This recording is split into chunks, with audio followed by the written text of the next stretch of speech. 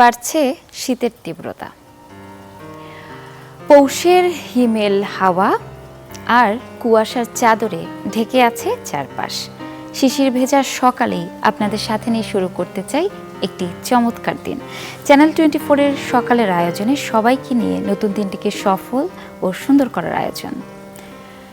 শুভ সকাল, আমন্ত্রণ কেউ স্টিল নিবেদিত সকাল 24-এ।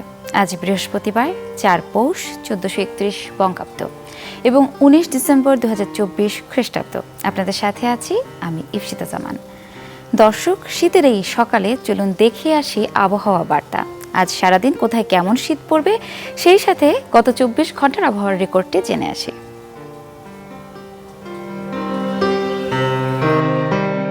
ঢাকায় সর্বোচ্চ তাপমাত্রা 27.9 ডিগ্রি সেলসিয়াস এবং সর্বনিম্ন 17 ডিগ্রি সেলসিয়াস। রাজশাহীতে সর্বোচ্চ 27.2 ডিগ্রি সেলসিয়াস এবং সর্বনিম্ন 12 ডিগ্রি সেলসিয়াস। রংপুরে সর্বোচ্চ 26.9 ডিগ্রি সেলসিয়াস এবং সর্বনিম্ন 14.5 ডিগ্রি সেলসিয়াস। ময়মনসিংহে সর্বোচ্চ 26.4 ডিগ্রি সেলসিয়াস এবং সর্বনিম্ন 11 ডিগ্রি সেলসিয়াস। সিলেটে সর্বোচ্চ 28.5 এবং সর্বনিম্ন 16.7 ডিগ্রি সেলসিয়াস। চট্টগ্রামে সর্বোচ্চ 30.9 এবং সর্বনিম্ন 20.8 ডিগ্রি সেলসিয়াস। খুলনায় সর্বোচ্চ 27.5 এবং সর্বনিম্ন 16.5 ডিগ্রি সেলসিয়াস। বরিশালে সর্বোচ্চ 28.1 এবং সর্বনিম্ন 16.2 ডিগ্রি সেলসিয়াস। দেশের সর্বনিম্ন তাপমাত্রা তেঁতুলিয়ায় 8.8 ডিগ্রি সেলসিয়াস এবং সর্বোচ্চ তাপমাত্রা বান্দরবানে 31.5 ডিগ্রি সেলসিয়াস। অস্থায়ীভাবে আংশিক মেঘলা আকাশ সহ সারা দেশের আবহাওয়া শুষ্ক থাকতে পারে। সারা দেশে রাতে তাপমাত্রা সামান্য বৃদ্ধি পেতে পারে এবং দিনের তাপমাত্রা প্রায় অপরিবর্তিত থাকতে পারে। মধ্যরাত থেকে সকাল পর্যন্ত দেশের কোথাও কোথাও হালকা থেকে মাঝারি ধরনের কুয়াশা পড়তে পারে।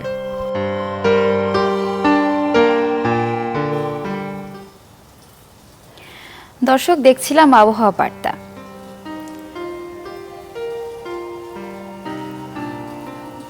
বাড়ছে শীতের তীব্রতা।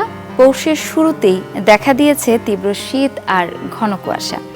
আবহাওয়া পরিস্থিতি জানাতে ঝিনাইদহ থেকে যুক্ত হচ্ছেন সহকর্মী সাদ্দাম হোসেন। সাদ্দাম, শুভ সকাল। শীতের তীব্রতা সেখানে কেমন দেখছেন এবং জনজীবনের ওপর শীতের প্রভাব কেমন পড়ছে? ইফশিতা, আপনাকেও শুভ সকাল। আসলে আপনি নিশ্চয় জানেন যে দক্ষিণ পশ্চিমাঞ্চলের এই সীমান্তবর্তী জেলায় বরাবরই কিন্তু শীত বেশি পড়ে থাকে, তবে এবারও কিন্তু তার ব্যতিক্রম নয়। তবে একটি বিষয় যে আসলে এই জেলাতে কিন্তু অন্যান্য বছর দেখেছি যে জানুয়ারির মাঝামাঝি সময় থেকে শীতের তীব্রতা কিন্তু বৃদ্ধি পায়, কিন্তু এবছর ডিসেম্বরের শুরু থেকেই কিন্তু শীতের তীব্রতা বৃদ্ধি পেয়েছে। আর এই জেলার পার্শ্ববর্তী চুয়াডাঙ্গা জেলায় আবহাওয়া অফিস গতকালকেও তাপমাত্রা রেকর্ড করেছিল সকাল 6টায় 11.6 ডিগ্রি সেলসিয়াস।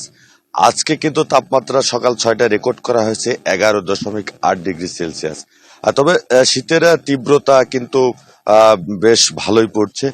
তো সন্ধ্যার পর থেকে কিন্তু ঘন কুয়াশা দেখা মেলে এবং খুব সকালের দিকেও কিন্তু বেশ ঘন কুয়াশা থাকে। তবে আজকে সূর্যের দেখা মেলায় সেই ঘন কুয়াশা খুব একটা উপলব্ধি করা যাচ্ছে না, তবে শীতের কিন্তু যে তীব্রতা সেটি কিন্তু উপলব্ধি করা যাচ্ছে। আর এই তীব্র শীতের কারণে কিন্তু সব থেকে বেশি যারা নিম্ন আয়ের খেটে খাওয়া মানুষ তারা বিপাকে পড়েছে, কারণ এই শীতের তীব্রতায় সকালে তাদের কিন্তু সূর্যের দেখা মিলতে যেমন দেরি হচ্ছে, সেই সাথে কিন্তু তাদের কাজে যেতেও দেরি হচ্ছে, ফলে তারা বেশ বিপাকে পড়েছে।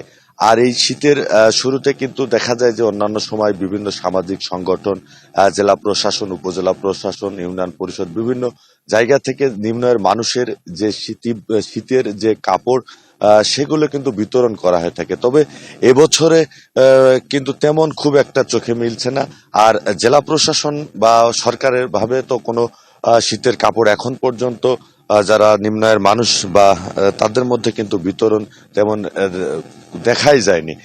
তবে এই সকালে এর এই তীব্রতার কারণে মানুষের জনজীবন কিছুটা হলেও কিন্তু অস্বস্তিতে পড়েছে। তো আসলে সকালে যদি সূর্যের দেখা মেলে সেক্ষেত্রে কিন্তু ঘন কুয়াশা না থাকলে শীতের অনুভূতটা হলেও কিন্তু সূর্যের কারণে শীত কিছুটা হলেও একটু কম পড়ে। তবে এবছর কিন্তু শীতের তীব্রতা অন্যান্য বছরের থেকে অনেক বেশি। তো এই ছিল শীতের সর্বশেষ পরিস্থিতি। ইফশিতা। সাদ্দাম, আপনাকে অসংখ্য ধন্যবাদ। দর্শক, আমরা যুক্ত ছিলাম ঝিনাইদহে, জানছিলাম সেখানকার শীতের পরিস্থিতি। এবার একটু পত্রিকার পাতায় চোখ বুলিয়ে নিই, জেনে নিই আজকের দিনের প্রধান প্রধান শিরোনামগুলো। দর্শক, শুরুতেই আমার হাতে আছে সমকাল। দেখে নেব সমকালের শিরোনাম। ইজতেমার মাঠ দখল নিয়ে সংঘর্ষ, ঝরল 4 প্রাণ। জামাত তাবলিগ জামাতের 2 পক্ষ মুখোমুখি, 144 ধারা জারির পর ফাঁকা হলো তুরাগ তীর। সংঘর্ষের দায় পরস্পরের উপর চাপাচ্ছেন সাদ ও জুবায়ের পন্থীরা। হত্যায় জড়িত কাউকে ছাড় নয় স্বরাষ্ট্র উপদেষ্টা। পাশে একটি শিরোনাম দেখতে পাচ্ছি, বাবুর সহ 6 জন খালাস, সাজা কমল পরেশের।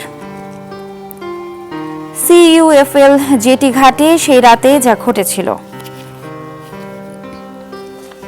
দর্শক, নিচে একটি শিরোনাম দেখতে পাচ্ছি, সংস্কার প্রস্তাবে জনগণের ইচ্ছার প্রতিফলন থাকতে হবে, সাক্ষাৎকারে ডক্টর কামাল হোসেন। বাংলাদেশকে নতুন ঋণ দিচ্ছে আইএমএফ, $75 কোটি পেতে যাচ্ছে বাংলাদেশ। আগের ঋণের 4র্থ কিস্তিতে ছাড় হবে $64 কোটি। দারুণ জয়ে টি-20 সিরিজ বাংলাদেশের। দর্শক, এই ছিল মোটামুটি সমকালের শিরোনামগুলো। এবার আমার হাতে আছে প্রথম আলো। 10 ট্রাক অস্ত্র চোরাচালান, সাবেক স্বরাষ্ট্র প্রতিমন্ত্রী বাবুর সহ 6 জন খালাস, সাজা কমল 7 জনের। মহিলা ও শিশু বিষয়ক মন্ত্রণালয়ের তথ্য মতে অভ্যুত্থানে 132 শিশু, কিশোর ও 11 নারীর মৃত্যু। পাশে একটি শিরোনাম দেখতে পাচ্ছি বেওয়ারিশ নিয়ে। বেওয়ারিশ হিসেবে দাফন, পরিচয় শনাক্তের চেষ্টা কম। জুলাই আগস্ট রায়ের বাজার কবরস্থানে বেওয়ারিশ হিসেবে দাফন করা হয় 114টি মরদেহ। তাদের অনেকে গণ অভ্যুত্থানে নিহত। যেমনটি পড়ছিলাম সমকালে, তাবলিগের বিরুদ্ধে 4 প্রাণহানি, ইজতেমা মাঠ, ভোর রাতে মুসল্লিদের উপর অতর্কিত হামলা। জনপ্রশাসন সংস্কার কমিশন সংস্কারের সুপারিশ নিয়ে প্রশাসন, শিক্ষা ও স্বাস্থ্যে ক্ষোভ। দর্শক, এই ছিল মোটামুটি প্রথম আলোর প্রধান শিরোনামগুলো। এবার আমার হাতে আছে দৈনিক যুগান্তর। সব পত্রিকাতেই মোটামুটি একই রকম শিরোনাম করা হয়েছে।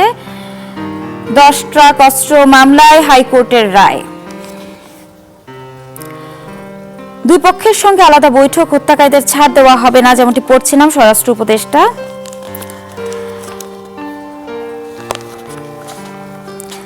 ফ্যাসিস্ট হাসিনা সরকার টাকা লুটের জন্য বেছে নিয়েছিল ইসলামী ব্যাংকগুলো, ডক্টর আসিফ নজরুল। 3 সাংগঠনিক জেলার কর্মশালায় তারেক রহমান, 31 দফা বাস্তবায়ন করে নির্যাতনের জবাব দেব। আন্তর্জাতিক অপরাধ ট্রাইব্যুনালে শেখ হাসিনার বিরুদ্ধে গুমের অভিযোগ মাইকেল চাকমার। দর্শক, এই ছিল আমার কাছে যুগান্তরে। চলে যাচ্ছি পরবর্তী পত্রিকায়। আমার হাতে আছে দৈনিক ইত্তেফাক। 4র্থ কিস্তি $64 কোটি 50 লাখ ছাড়ের সম্মত আইএমএফ, আরো $75 কোটি চাইল বাংলাদেশ।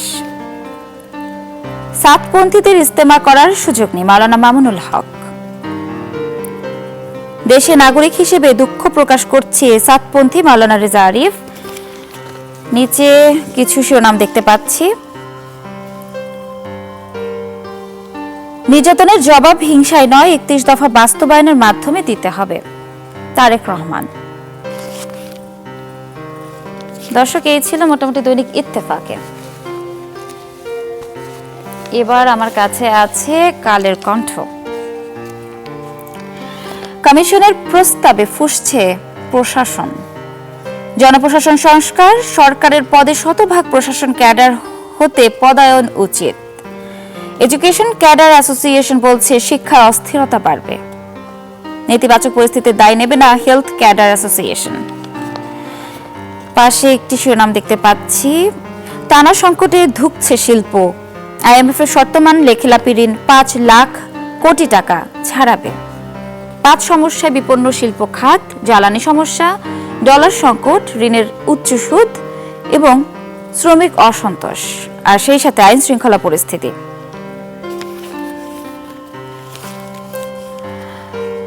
দর্শক, এই ছিল মোটামুটি আজকের দিনের পত্রিকার প্রধান প্রধান শিরোনামগুলো।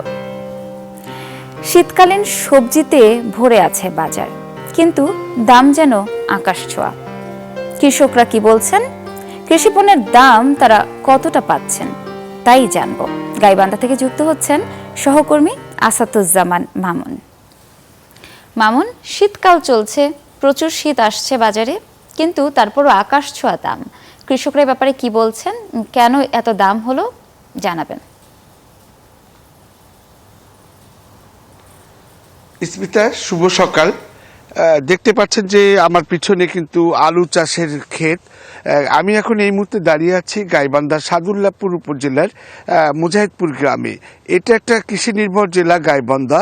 তো এখানে কিন্তু এখন যেহেতু শীতকালীন, তো সেই ক্ষেত্রে কিন্তু সবুজে ভরে গেছে বিভিন্ন শাকসবজির, লাল শাক থেকে পটল, হলুদ, ফুলকপি, বাঁধাকপি, ধনিয়া পাতা এবং কাঁচামরিচ, পেঁয়াজ সহ এই সমস্ত শীতকালীন যে শাকসবজি রয়েছে সেগুলো কিন্তু চাষ করছে এখানকার জন্য এই গাইবান্ধা জেলা।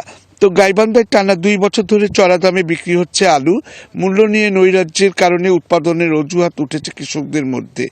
অন্য বছরের তুলনায় এবছর অনেক বেশি করে চাষ করেছে আলু। কৃষকদের সাথে কথা বলে জানতে পেরেছি যে অন্য সবজির চাইতে কিন্তু আলু চাষ করে কিন্তু তারা কিন্তু লাভবান হচ্ছেন বেশি।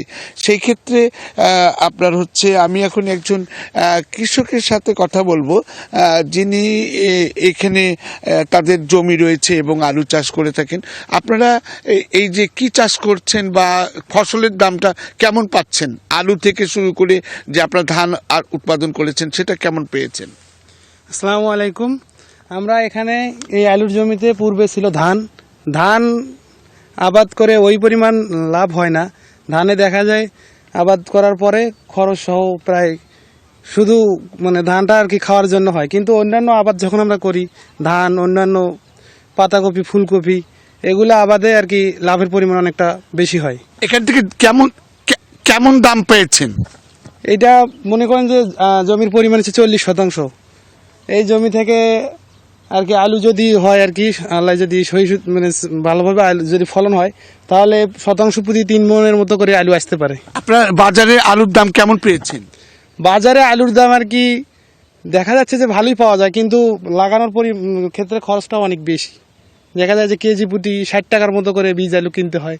সেই হিসেবে দামটাও আর কি ভালো থাকার কারণে হয় লাভ অনেক ভালোই হয়।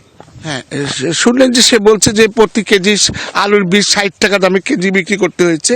এবছর কৃষি সম্প্রসারণ অধিদপ্তর থেকে জানতে পেরেছি যে গত বছর 10,314 হেক্টর জমিতে অর্জিত হয়েছিল 11,152 হেক্টর। এবছর আলু চাষের লক্ষ্যমাত্রা নির্ধারণ করা হয়েছে 12,036 হেক্টর। তো সেক্ষেত্রে কিন্তু গত বছরের তুলনায় এবছর 2,000 হেক্টর বেশি কিন্তু আলু চাষ করা হয়েছে। তো বাজারে কিন্তু গাইবান্ধার বাজারগুলো যে রয়েছে সেখানে কিন্তু সবজির দাম 40 টাকা প্রতি কেজি কোনো কিছুই আপনার নেই। প্রতিটি কেজি ফুলকপি বলেন, পাতাকপি থেকে নতুন আলু 75 টাকা করে কেজি বিক্রি করা হচ্ছে এবং পুরাতন লাল আলুটা 80 টাকা কেজি বিক্রি করা হচ্ছে। আর নতুন আলুটা উঠলো পরেও কিন্তু এখনো দাম সেভাবে কমেনি। প্রতি কেজি আলু 75 টাকা কেজি দরে বিক্রি করা হচ্ছে। তো আপনার এই ছিল এই গাইবান্ধার ফসলের ক্ষেত থেকে খবরাখবর। মামুন, আপনাকে অসংখ্য ধন্যবাদ।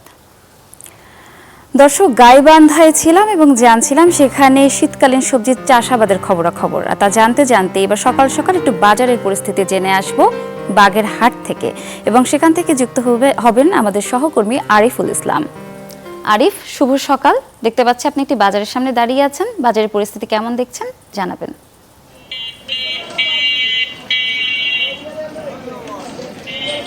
শুভ সকাল।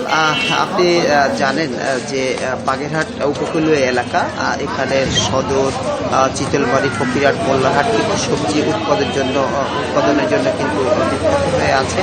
সবসময় শীতের শুরুতে কিন্তু অনেক সবজি সবজি উৎপাদন হয়েছে, কিন্তু এবং দিন যত যাচ্ছে, শীত যত বাড়ছে, তত কিন্তু এখানে সবজি আরও বেশ উৎপাদন হচ্ছে। কিন্তু শুরুতে যেমন দাম ছিল, ঠিক তেমনি উৎপাদন যখন বেশি হচ্ছে তখন কিন্তু দাম আসলে কমতে শুরু করেছে।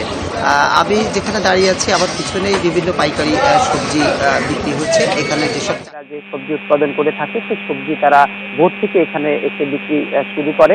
তো সেক্ষেত্রে যদি বলি যে এখানে যদি টমেটোর কথা বলি, গত বছর কিন্তু বেশ এই সময় অনেক টমেটো উৎপাদন হয়েছিল, কিন্তু একটু দেরি হচ্ছে। কিছুদিন পরে কৃষক যারা ক্রেতা আছে তাদের হাতে নাগালে কিন্তু চলে আসবে। কিন্তু 170 থেকে 80 টাকা কেজিতে বিক্রি হচ্ছে এই টমেটো, কিন্তু মূল্যের দাম কিন্তু আবার কম, 12 থেকে 13 টাকা। এদিকে সিম 30 টাকা কেজি দরে বিক্রি হচ্ছে। ফুলকপি, ওলকপি এবং পাতাকপিও কখনো 20, 30, 25 এভাবে কিন্তু বিক্রি হচ্ছে। আলু যেহেতু বাগেরহাটে উৎপাদন হয় না, সেহেতু কিন্তু এখানে আলুর দামটা একটু বেশি। শুরুতেই 90 টাকা ছিল, এখন সেটা নিচে নেমে 60 টাকা কেজি ধরে দাঁড়িয়েছে। আর এখানে একটি বিশেষ বৈশিষ্ট্য আছে যে আপনি জানেন যে এলাকায় বেশ মৎস্য উৎপাদন হয়ে থাকে। এই মৎস্য চাষের ভিতরে যেখানে মৎস্য চাষ করা হয়, এখানে যে পরিত্যক্ত বেড়ি আছে, এই বেড়িবাদের উপরে কিন্তু কৃষকরা বেশ সবজি উৎপাদন করে থাকে এবং আলাদা সে থেকে লাভবান হয়ে থাকে। তো এই ছিল আপাতত বাগেরহাটে থেকে ধন্যবাদ আপনাকে। দর্শক, যুক্ত ছিলাম বাগেরহাটে, জানছিলাম সেখানকার বাজারের পরিস্থিতি। দর্শক, সময় হলো কিউএস স্টিল নিবেদিত সকাল 24 একটা বিরতির। ফিরছি একটু পরেই। আবার আমন্ত্রণ কিউএস স্টিল প্রেজেন্টস সকাল 24-এ। গোপালগঞ্জের কাশিয়ানী মুক্ত দিবস আজ 19 ডিসেম্বর। 1971 সালের এই দিনে গোপালগঞ্জ জেলার কাশিয়ানী উপজেলা হানাদার মুক্ত হয়। গোপালগঞ্জ থেকে সহকর্মী বাদল সাহা যুক্ত হয়েছেন। বাদল, শুভ সকাল। আপনার কাছ থেকে এই হানাদার মুক্ত দিবসের ইতিহাসটি একটু ছোট্ট করে জানতে চাই, সেই সাথে কোনো কর্মসূচি গ্রহণ করা হয়েছে কিনা আমাদের জানাবেন। শুভ সকাল। 1971 সালের 16 ডিসেম্বর যখন সারা দেশ হানাদার মুক্ত হয়, ঠিক তখনও গোপালগঞ্জের কাশিয়ানী উপজেলার ভাটিয়াপাড়ায় পাক হানাদাররা মুক্তিযোদ্ধাদের সাথে কিন্তু যুদ্ধ করে যাচ্ছিল। ভৌগোলিক দিক থেকে গোপালগঞ্জের কাশিয়ানী উপজেলার ভাটিয়াপাড়াটি ছিল একটি গুরুত্বপূর্ণ স্থান, যেহেতু এই ভাটিয়াপাড়া ছিল একটি নৌবন্দর, যে কারণে নড়াইল, গোপালগঞ্জ এবং ফরিদপুরের মাঝখানে এই ভাটিয়াপাড়াটি হওয়ার কারণেই মুক্তিযুদ্ধ এবং পাকিস্তানিদের কাছে ছিল খুবই গুরুত্বপূর্ণ একটি এলাকা। 1971 সালের 6 ডিসেম্বর যখন ভারত প্রবাসী সরকারকে যখন স্বীকৃতি দেয় এবং 7 ডিসেম্বর যখন গোপালগঞ্জ শহর মুক্ত হয়, তখন গোপালগঞ্জ সদর উপজেলার যে মিনি ক্যান্টনমেন্টটি ছিল সেখান থেকে 65 জনের একটি পাক হানাদারের একটি দল এই কাশিয়ানী উপজেলার ভাটিয়াপাড়ার যে মিনি ক্যান্টনমেন্টটি রয়েছে সেখানে গিয়ে তারা অবস্থান নেয় এবং সেখান থেকে তারা কিন্তু এই যুদ্ধ শুরু করে মুক্তি বাহিনীর সাথে। বিশেষ করে আপনার 16 তারিখ থেকে 19 তারিখ পর্যন্ত এই 3 দিন ব্যাপক সম্মুখ যুদ্ধ অংশগ্রহণ করে মুক্তি বাহিনী এবং সেখানে কিন্তু এই 3 দিনে বেশ কয়েকজন মুক্তিযোদ্ধা এবং পাকিস্তানি হানাদার বাহিনী নিহত হয়। আর যেহেতু এটি একটি গুরুত্বপূর্ণ স্থান ছিল, সে কারণে এই এলাকাটিতে পাক হানাদার বাহিনী অবস্থান নিয়ে বিভিন্ন আওয়ামী লীগ নেতাদের হত্যাসহ যে যারা মুক্তিকামী মানুষ ছিল তাদেরকে হত্যা করে মধুমতি নদীতে ফেলে দিত এবং 19 তারিখে অমুক যুদ্ধ এবং রক্তক্ষয়ী যুদ্ধের মাধ্যমে 65 জন পাকিস্তানি হানাদার বাহিনী আত্মসমর্পণ করলে এই ভাটিয়াপাড়া মুক্ত হয়। আর এই বিগত বছরগুলোতে এই দিবসটিতে আপনার বিভিন্ন কর্মসূচি থাকলেও এবছর কিন্তু সরকারি বা বেসরকারিভাবে কোনো কর্মসূচি নেওয়া হয়নি, যে কারণে একেবারেই অবহেলিত হিসেবে কিন্তু এই দিবসটি আজকে দিবসটি পালন করা হচ্ছে না এবং এটি কিন্তু আজকে দিনটি কিন্তু অবহেলিত হিসেবেই রয়েছে। আর ওখানে একটি গণকবর রয়েছে, এই গণকবরটিও কিন্তু স্বাধীনতার 53 বছরেও কোনো ব্যবস্থা নেওয়া হয়নি, যে কারণে এই গণকবরটিও কিন্তু পুরোপুরি অবহেলিত। এই ছিল আমার কাছে গোপালগঞ্জের কাশিয়ানীর ভাটিয়াপাড়া মুক্ত দিবসের সবশেষ খবর। ধন্যবাদ আপনাকে। দর্শক, আমরা জানছিলাম গোপালগঞ্জের কাশিয়ানীর হানাদার মুক্ত দিবসের ইতিহাস। আজ 19 ডিসেম্বর। আজ আপনাদের যাদের জন্মদিন সবাইকে জানাই জন্মদিনের অসংখ্য শুভেচ্ছা। সেই সাথে জেনে আসবো আজকের দিনে আপনাদের সাথে সাথে কোন বিশিষ্ট ব্যক্তির জন্মদিন এবং সেই সাথে তাদের বিশেষ কিছু কাজ। 1910 সালের এই দিনে জন্মগ্রহণ করেন ফরাসি ঔপন্যাসিক, নাট্যকার, কবি ও প্রাবন্ধিক জন জেনে। প্রথম জীবনে তিনি যাযাবর থাকলেও পরবর্তী জীবনে লেখালেখি শুরু করেন। তার প্রসিদ্ধ রচনাগুলির মধ্যে উল্লেখযোগ্য উপন্যাস Querelle of Brest, The Thief's Journal এবং Our Lady of the Flowers. 1902 সালের এই দিনে জন্মগ্রহণ করেন ইংরেজ অভিনেতা স্যার রেফ ডেভিড রিচার্ডসন। তিনি বিংশ শতাব্দীর মাঝামাঝি সময়ে ব্রিটিশ মঞ্চনাটকে কর্তৃত্ব স্থাপন করেছিলেন। তার কর্মজীবনের বেশিরভাগ সময় চলচ্চিত্রে অভিনয় করেছেন এবং 60টির বেশি চলচ্চিত্রে অভিনয় করেছেন। 1974 সালের এই দিনে জন্মগ্রহণ করেন বিখ্যাত অস্ট্রেলীয় cricketer Ricky Thomas Ponting. Australia জাতীয় ক্রিকেট দলে টেস্ট এবং একদিনের আন্তর্জাতিক দলের অধিনায়ক হিসেবে দায়িত্ব পালন করেন তিনি। অস্ট্রেলীয় ক্রিকেট দলের প্রধান ব্যাটিং স্তম্ভ হিসেবে স্বীকৃতি ছিলেন রিকি পন্টিং। তিনি 4টি ক্রিকেট বিশ্বকাপ ফাইনাল খেলেন। তার নেতৃত্বে অস্ট্রেলিয়া দল 2003 ও 2007 সালে ক্রিকেট বিশ্বকাপ ট্রফি জয়লাভ করেছিল।